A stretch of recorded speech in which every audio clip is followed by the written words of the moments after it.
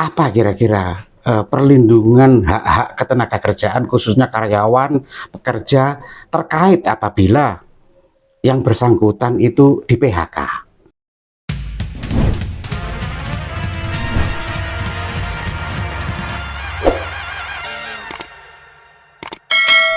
Dalam solusi, masalah kita teratasi. Kali ini untuk kesekian kalinya saya Joko Pitono kedatangan tamu di ruang hukum, Pak Ahmad Basori.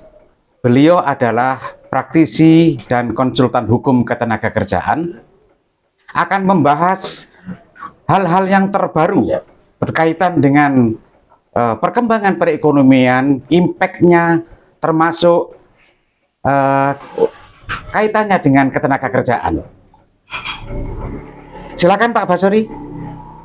Terima kasih Pak Joko Pitono atas waktu yang diberikan kepada kami untuk membahas secara update tentang ketenagakerjaan akhir-akhir ini. Sebagaimana kita ketahui bahwa di penghujung tahun 2022 pemerintah mengeluarkan peraturan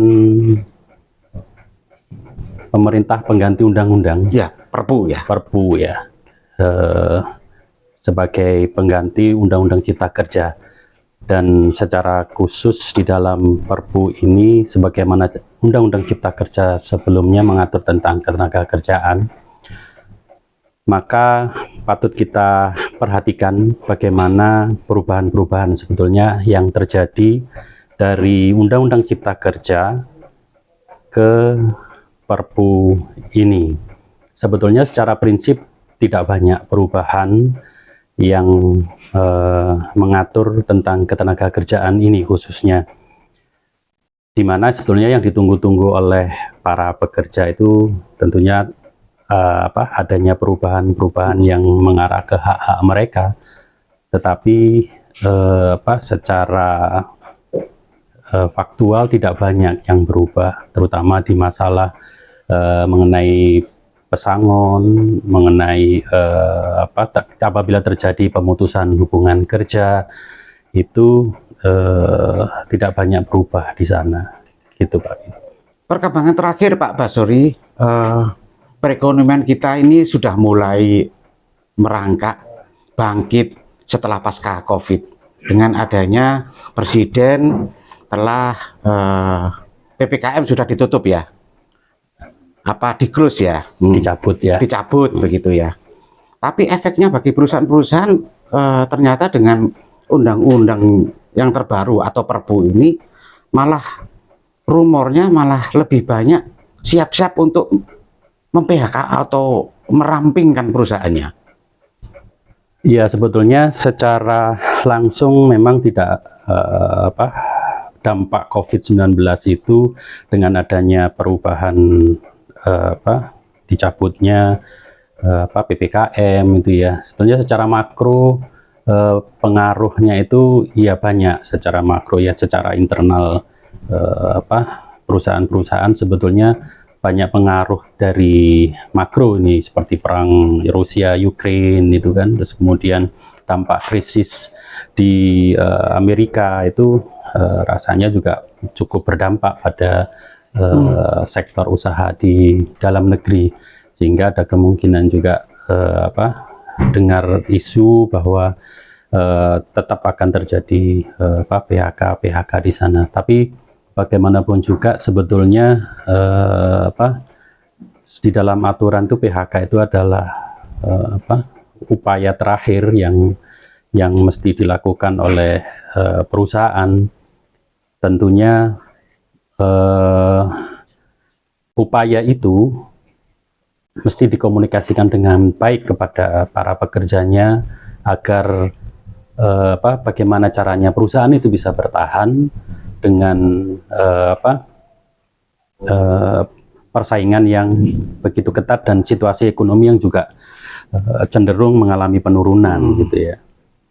Kemudian begini Pak, dengan adanya Perpu ini, apa kira-kira perlindungan hak-hak ketenagakerjaan khususnya karyawan, pekerja terkait apabila yang bersangkutan itu di PHK oleh perusahaan. Apakah memungkinkan perusahaan itu mem-PHK tanpa surat misalkan? Ada case yang banyak, sepengetahuan Bapak selaku praktisi bagaimana Pak di lapangan? Ya, sebetulnya secara praktek di lapangan ada perusahaan-perusahaan yang menjalankan aturan itu sesuai aturan yang ada juga yang ingin jalan pintas cepat gitu ya. Tapi sebetulnya secara prosedur aturan ketenagakerjaan kita itu tidak itu mengatur bagaimana kalau terjadi dengan amat sangat terpaksa itu pemutusan hubungan kerja. Dan memang dengan adanya Undang-Undang Cipta Kerja yang dirubah dengan Perpu ini, itu cenderung quote unquote itu agak lebih mudah bagi perusahaan untuk melakukan proses layoff atau pemutusan hubungan kerja dengan alasan-alasan yang sudah ditentukan secara nyata di peraturan pelaksanaan, yang meskipun dengan berlakunya Perpu ini, peraturan pelaksanaan Undang-Undang Cipta Kerja itu masih berlaku, PP 35 tahun 2021 itu ya. Nah, persyaratan-persyaratan itu tetap ada. Misalnya dengan yang berlaku itu ada dengan memberitahukan 14 hari sebelum dilakukan pemutusan hubungan kerja, ya artinya pekerja itu mesti dipanggil secara formal, dijelaskan bagaimana kondisi perusahaan, sehingga dengan amat sangat terpaksa harus terjadi pemutusan hubungan kerja, dan itu waktunya dalam 14 hari sebelum dilakukan PHK. Nah, setelah itu pemberitahuan PHK ya. Nah, kemudian ada waktu 14 hari ini diharapkan di situ terjadi lebih intens bagaimana komunikasi antara pihak pekerja dengan pihak perusahaan. Nah, kalaupun tidak terjadi kata sepakat di situ, maka memang perusahaan diperbolehkan secara aturan untuk menjatuhkan pemutusan hubungan kerja dengan memberikan SK PHK, di mana kalau sebelumnya itu melalui bipartit pertama, kedua, ketiga, meskipun 14 hari ini bisa dilakukan itu. Tapi di dalam Undang-Undang Cipta Kerja yang di dalam Perpu ini, proses ini kalau menurut saya belum ada perubahan, jadi pihak perusahaan bisa langsung memberikan SK PHK-nya dengan hak-hak yang dicantumkan, haknya apa gitu ya. Yang tidak dibolehkan adalah hanya SK PHK-nya saja, tapi dengan SK PHK ini perusahaan memberitahukan hak dia apa saja yang dia terima. Nah, setelah SK itu diberitahukan 14 hari, dalam rentang waktu 14 hari haknya itu dibayarkan. Nah, dalam praktek kebanyakan haknya ini tidak diberikan, kemudian terkatung-katung, kan ini kan kasihan pihak pekerja. Tapi dengan undang-undang Perpu yang terbaru ini, itu pihak perusahaan diberikan kewajiban untuk membayarkan itu, sehingga apabila terjadi dispute atau tidak terima itu, maka perselisihan di ranah Dinas Tenaga Kerja, kemudian Pengadilan Hubungan Industrial itu. Tapi sebetulnya di situ pihak perusahaan supaya aman ya harusnya sudah memberikan hak-haknya. Dengan kata lain, kalau misalkan surat PHK itu dikirimkan kepada pekerja kurang dari 14 hari, terus kemudian si pekerja ini tidak boleh masuk di dalam perusahaan, itu menyalahi aturan ya Pak? Ya, secara aturan pelarangan. Jadi secara aturan sebelum ketenagakerjaan, selama proses PHK ini kedua belah pihak menjalankan kewajibannya masing-masing. Sebetulnya ya, tapi itu bisa diselisih dengan pemberian semacam surat skorsing. Artinya itu harus resmi bahwa dengan tidak diizinkan masuk itu latar belakang apa ini perusahaan, alasan apa ini, mungkin misalnya dengan dia masuk itu kemudian ada hal-hal yang sifatnya rahasia yang itu kemudian bisa terekspos.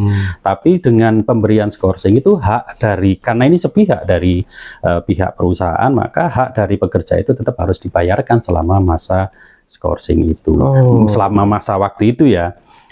Nah, di Perpu atau Undang-Undang Cipta Kerja ini, atau di Perpu yang terbaru ini, itu SK atau surat pemberitahuan PHK dulu, kemudian di situ proses ya semacam bipartit, kemudian kalau tidak terjadi kesepakatan itu bisa dikeluarkan itu SK PHK-nya.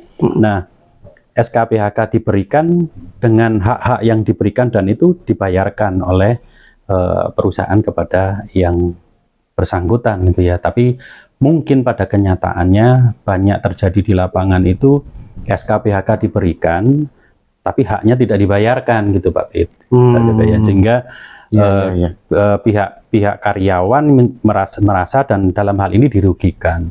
Nah, oleh karena itu kalau itu terjadi maka pihak karyawan bisa mengadukan ke Dinas Tenaga Kerja untuk dimediasi ya, agar terjadi tripartit di situ. Jadi dengan kata lain itu surat PHK yang dijatuhkan kepada pekerja dari perusahaan itu belum final ya Pak ya? Kalau dengan catatan pekerja tidak mau terima ya, atau belum mau menerima, betul, besarnya pesangon.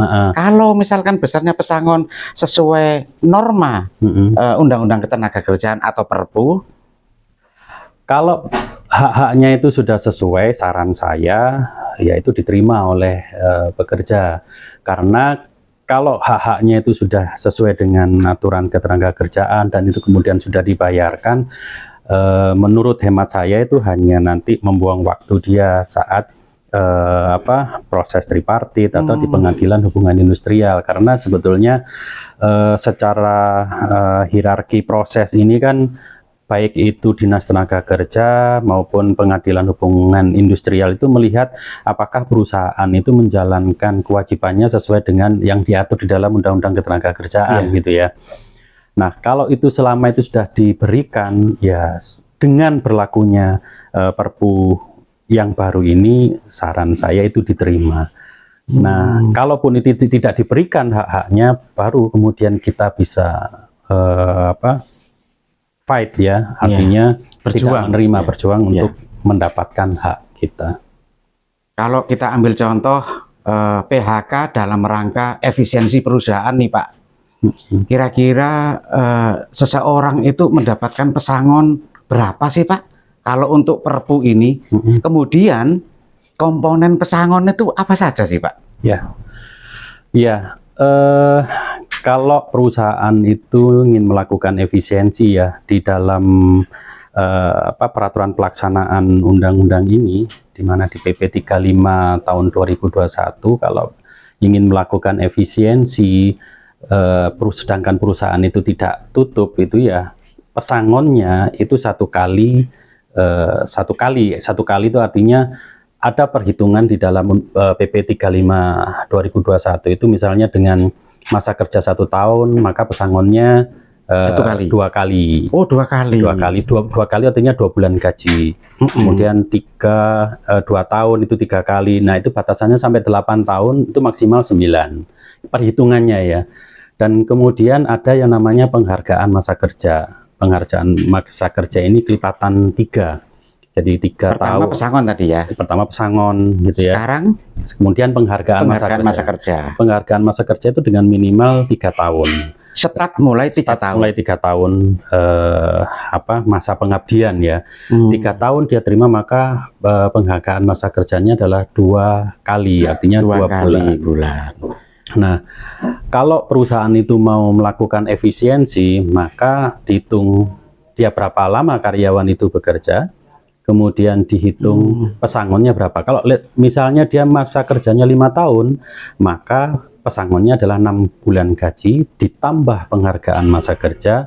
Kalau 5 itu maka karena di bawah 6 jadi masuk di kategori 3 berarti ditambah 2, 6 plus 2 berarti 8 kali gaji gitu. Hal-hal lain tidak ada ya Pak? Ada hal lain yang diberikan itu hak, misalnya cuti yang belum diambil gitu ya. Kemudian kalau rekrutan itu dari luar daerah gitu ya, dan itu disepakati kalau kembali ke daerahnya itu harus disepakati dibiayai oleh perusahaan, maka itu harus diberikan.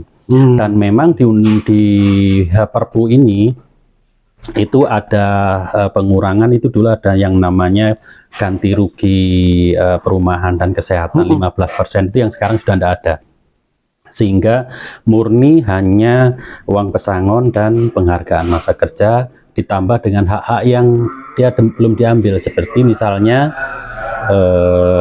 cuti yang belum diambil tadi. Baik, terima kasih. Sebenarnya banyak sekali hal-hal yang ingin digali karena luar biasa. Pembahasan mengenai undang-undang ketenagakerjaan terkait dengan Perpu ini. Misalkan seseorang setelah di PHK di era undang-undang berlakunya Cipta Kerja, tapi kemudian masih belum ada keputusan final di era Perpu ini. Bagaimana cara menyiasati atau era dari undang-undang Cipta Kerja ke Perpu.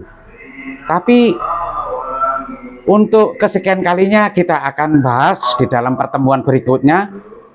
Jangan lupa pemirsa Ijazah Today untuk like, share, comment, and subscribe guna peningkatan kualitas kami.